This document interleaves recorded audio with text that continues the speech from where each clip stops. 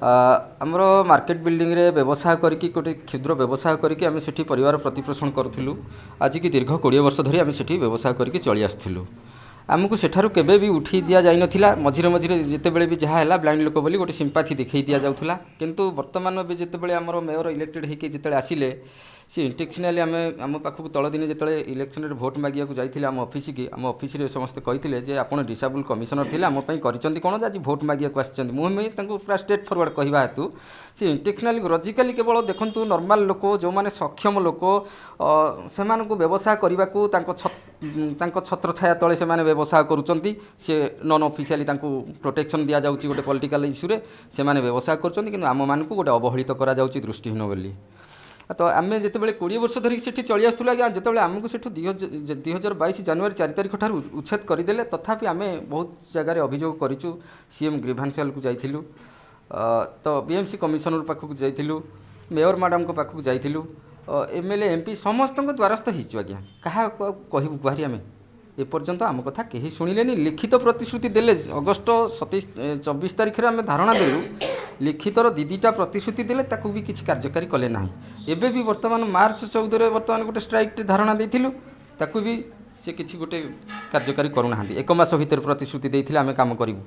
निजे प्रणय प्रकाश दास जी बीजेडी जी संपादक अच्छा सी कहते जे आम लोक पठे कहले बोले ना आम करदेबू आपण मैंने धारणा भंग करूँ तथा भी सी भी किसी शुणिले गुहारी क्या कहूँ आज्ञा कहूँ। मेयर को जिते प्रणय प्रकाश दास गोटे लोक पठेले जड़े लोक कहले बोले जाओ मेयर मैडम पाखक नहीं जाओ एम असुविधाटी सल्व कर दियो एम प्रोब्लेमटा कौन होती बुझ। सी जिते नहीं गले मेयर मैडम पाखक मेयर मैडम जो कर्कश स्वर जो माने एमती कि जमी मार पीट जमी भाया कथा से कथार आगे आमको मुँह खोलने को बिल्कुल दियंती ना। सी कहले मु हाथ जोड़ुची मु निरुपाय मु किछि ही करि परिबि नाही। आउ तुम जमी नॉन ऑफिशियली मार्केट बिल्डिंग रे से माने जमी जबरदस्त बसुन तुम से जाओ जबरदस्त बस ताने सी आमको चाहूना से जबरदस्त केमती बस आज्ञा से तो सेठ अलग लोक तो बसुँच आम जगह गुड़ाक जबरदखल करके आमको गले तो सेठू घौड़ाऊँ बाड़ाऊँ पिटुंट सेमती कहले कहले बोले एमती कहले कहले मुझे किसी करें तुम जाओ सेमती बस जमती बसुल तुम जब से व्यवसाय करूल आठी कर मुझे करें पूरा भयस पूरा चिल्लैक कहले भयस जो भाया आज्ञा सेठी 20 वर्ष मत हो बेपार कर मुझे 2003 मसीहा ठार बेपार कर आसुली से। बर्तमान आपण को गणमाध्यम जरिए आउ बीएमसी की सरकार को समस्त को गोटे नवेदन अनुरोध करके कहूँ जे जो पर्यंत स्थायी भेंडिंग जोन आमको थईथान करा जाऊ जो पर्यंत स्थायी भेंडिंग जोन थईथान करा न जाइए से पर्यंत मार्केट बिल्डिंग रे अस्थायी भाव में आमको गोटे परिचय पत्र देकरी सेठी व्यवसाय करने को अनुमति दि जाऊ। अनुमति देले आम विशेष उपकृत हबू निकट में चिर ऋणी रही। 2003 मसीहा ठारू एपर्यंत करी जगह अलग लोक बसिक वर्तमान मार्केट बिल्डिंग रे से जगह व्यवसाय करुँच किंतु जोठी कि से दिव्यांग होइथिबा सत्वे भी तांको से सुजोग मिल पारु नाही।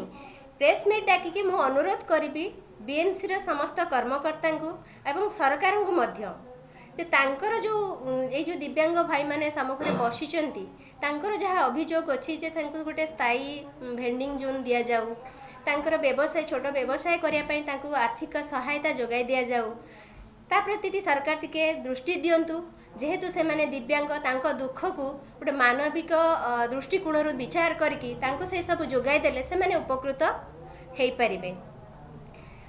तांकर समस्या को ना कहीं शुणुचंती ना कहीं बुझुचंती जदि मेयर मैडम पाखक जाइचंती से तांका समस्या निजे कहबे मेयर मैडम तांका समस्या शुणिले नाही। बीएमसी कमिश्नर सर जदि तांका समस्या शुणिले से माने जांगी पुणी सेठी बसिबा द्वारा तांको पुणी उठै दिया गला।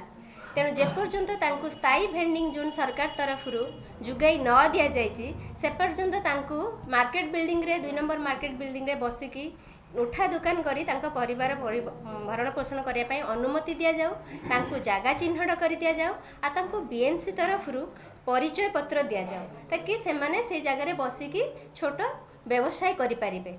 तांकर व्यवसाय करने ପାଇଁ बहुत जगह दरकार नहीं सब छोट छोट जिनिस से माने जेहेतु दिव्यांग से माने दृष्टिहीन से माने छोट छोट जिनिस नहीं कि छोट छोट व्यवसाय करछन तांको छोट छोट जगह चिन्हट कर देले से माने छोट छोट व्यवसाय करी तांको परिवार भरण पोषण करि पारबे।